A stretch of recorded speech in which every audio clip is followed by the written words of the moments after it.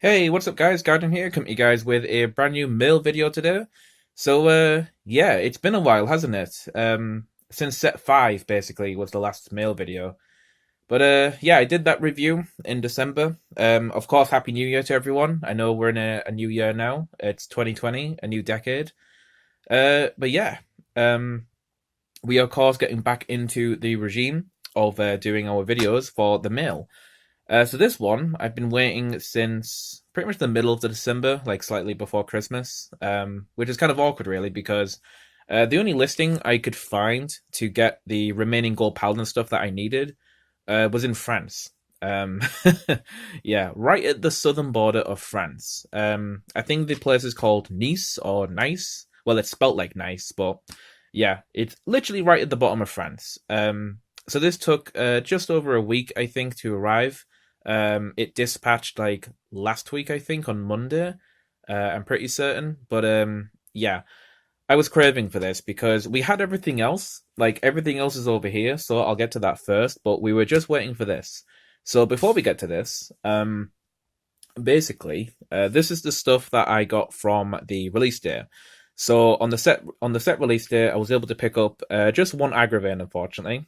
But I'd rather just have one than none. Yeah, I think it was the same story with Ganslot. I think I was only able to get one of him as well on the day, which is a shame.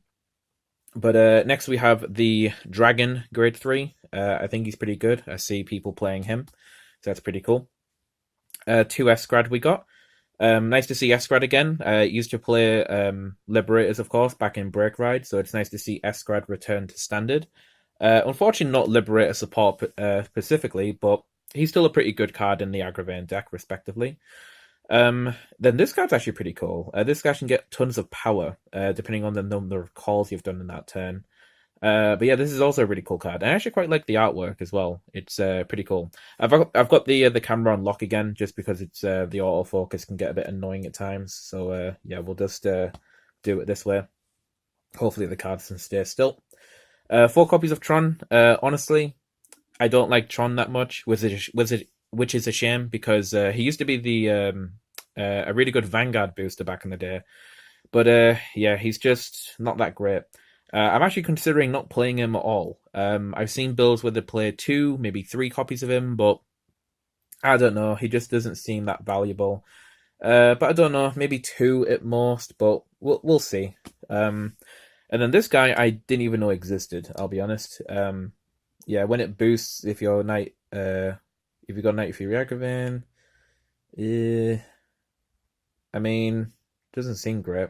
Yeah, I don't, I don't think that'll be played, but it's part of the collection, so of course I was going to pick it up.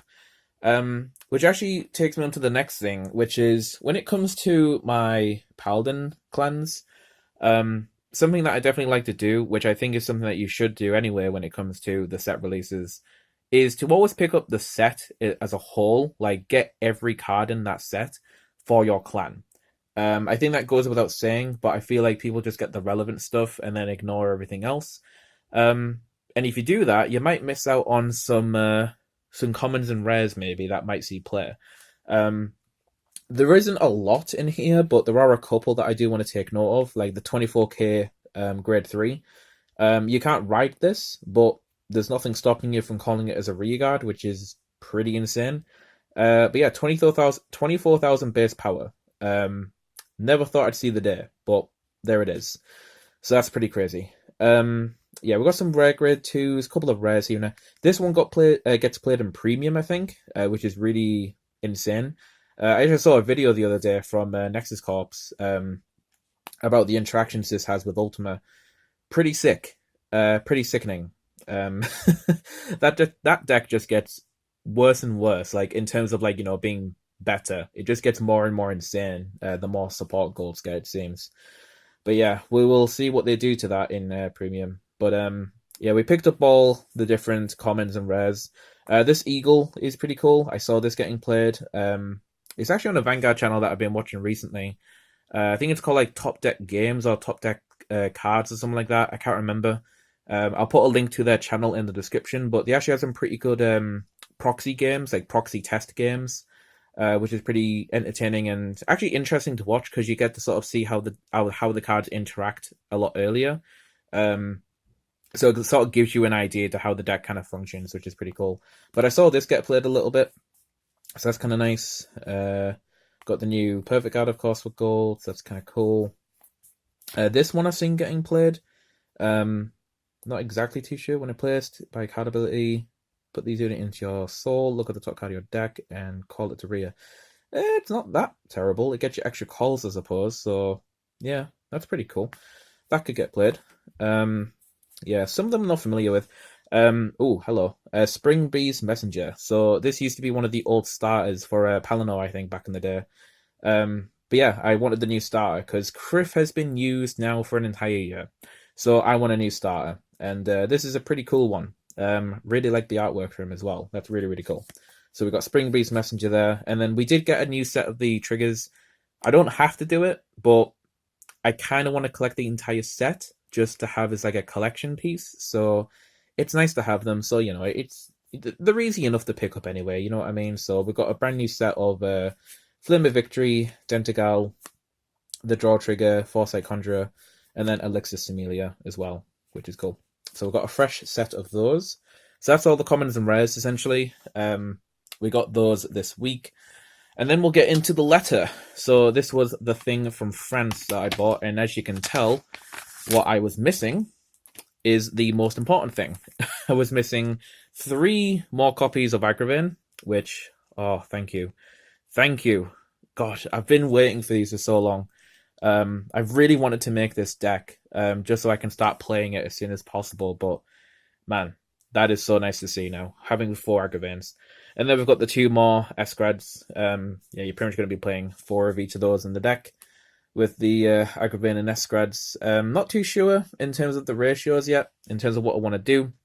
There's a few different lists that I've seen for Agravain, but overall as a deck concept, it's actually pretty cool. I like the fact that they've based it on like just Superior Calling a bunch of times and then getting more attacks off. It's a nice different playstyle from Ezel. As much as I like Ezel, it is nice to have something fresh to play with Gold Paladins, and that's not reliant on Ezel anymore. So that's really nice. I don't know where they'll take it from here, though. I'm still waiting to see what they're going to do with Royal Paladin at some point. I'm really starting to think now that they're gonna do Alt Mile for Standard, because we've just seen Chronojet get revealed as well. They were already doing like G stuff already, you know, with like Claret Sword and stuff like that, and Vanquisher for like Narukami. So yeah, it'll be interesting to see what happens with the Paladin clans in this year, because we're here now. We're here in 2020, which I still need to sink into my head. Yeah, really excited to start putting this deck together. I'll probably bring the deck profile for this within the next week or two. I don't know. I'd like to say the next week, just because I'd like this deck profile to go out maybe in the middle of January at least. But yeah.